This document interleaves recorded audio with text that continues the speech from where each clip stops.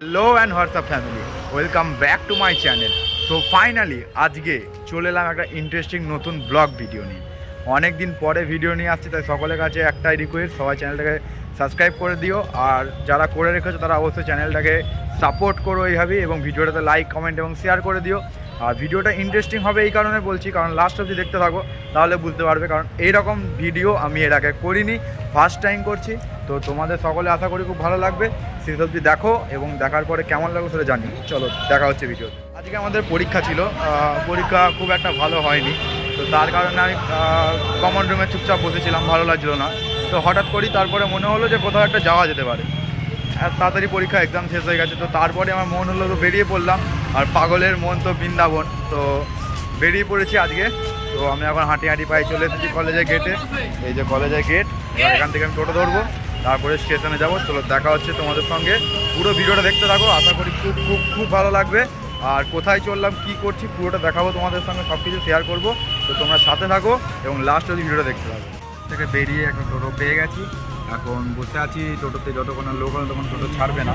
তো এবার আমরা টোটো করে স্টেশনে যাবো। তো তারপরে কী করছি তোমাদের সঙ্গে পুরোটা শেয়ার। এই জ্যাম, এটা হচ্ছে এখানকার রোজকার গল্প। বিরক্ত হওয়ার কিছু নাই, এটা আমাদের রোজকার একটা ডেলি রুটিন হয়ে গেছে যে আমাদের জ্যামে দাঁড়াতে হবে।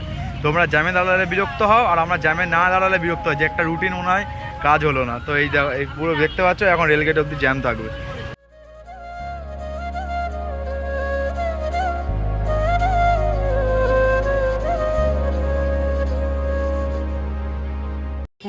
ফাইনালি ওই অত বড় লম্বা একটা জ্যাম কাটিয়ে স্টেশনে পৌঁছাতে পেরেছি। চলে এসেছি স্টেশনে। এবার এখান থেকে না প্লেনে না ট্রেনেই যাব। তো ট্রেনে করে এখন যাব আমরা দমদম, নেক্সট স্টেশন হৃদয়পুর। এইভাবে শুনতে শুনতে চলে যাই দমদম। চলো দেখা হচ্ছে, সঙ্গে থাকবে।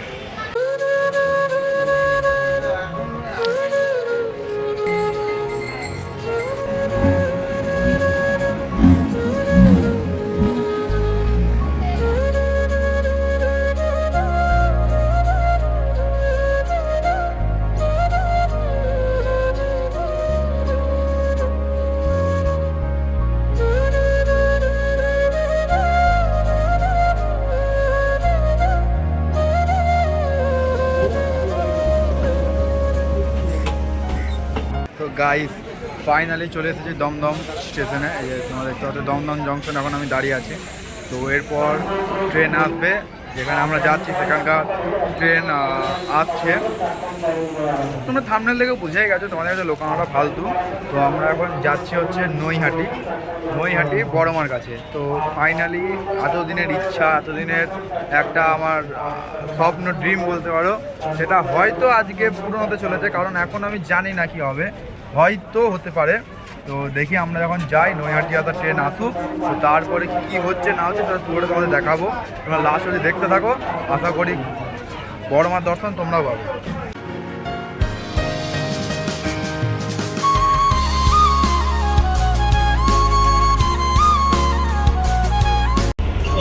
একটু ধৈর্য ধরো, মায়ের সঙ্গে আমি খুব এক্সাইটেড, ফার্স্ট টাইম যাচ্ছি। মানে ভেতর থেকে আমি খুব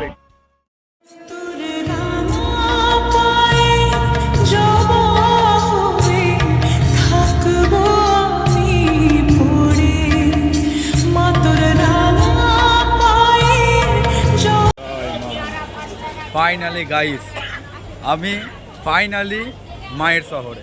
আজকে বড় মা আমাকে ডেকেছে, তাই আমি আজকে হয়তো আসতে পেরেছি। এটা কিন্তু একদম বাস্তব কথা, যদি না তোমাকে বড় মা ডাকে তুমি বড় মার দর্শন পাবে না।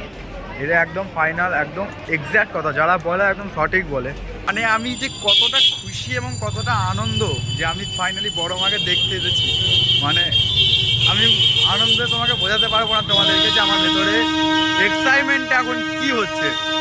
এর আগে অনেকবার কর্মসূত্রে নৈহাটি আসা হয়েছে, নৈহাটি এসেছি, নৈহাটি আশেপাশে এসেছি, কিন্তু অনেক সময় কি হয়েছে, ইচ্ছা থাকলেও টাকা ছিল না, টাকা থাকলেও ইচ্ছা হয়নি, কাজের সূত্রে এসেছি, কাজ মিটে গেছে চলে গেছি, কিন্তু মাকে দর্শন এখন অবধি হয়নি।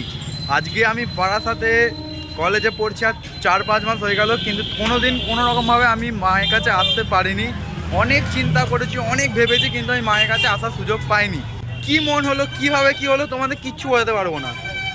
জাস্ট একটা কলেজে এক্সাম ছিল আমার, তো এক্সাম দেওয়ার পর আমি ঘরে চুপচাপ বসেছিলাম। এক্সাম ঠিকঠাক হয়নি আমার মনের মতো, তো সেই কারণে মুড অফ করে ঘরে বসেছিলাম।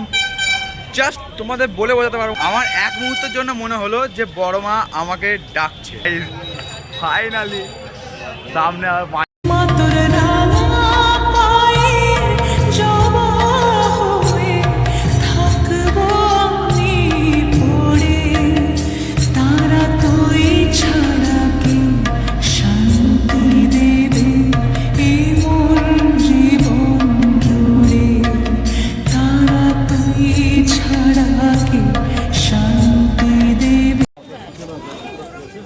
ফাইনালি লাইনে দাঁড়িয়ে গাইস পেজে পুজোর হাতে থালা নিয়ে, মানে আমি জানি না, আমি বোঝাতে পারবো না যে আমার ভেতরটা এখন কী চলছে। জাস্ট আমি এখন পুরোপুরি এক্সাইটেড, প্রচুর প্রচুর এক্সাইটেড। মাকে তোরে পাগল ছেলে রইবে রে রোজ তোরা চলে। জয় বড় মা, জয় বড় মা। জীবন তোকে সঁপে দেব, ভুলুক লোকে পাগল রে আমায়। শ্যামা মা তোর চরণ ধরে থাকতে দিস রে জনম ধরে আমায়। মা তোর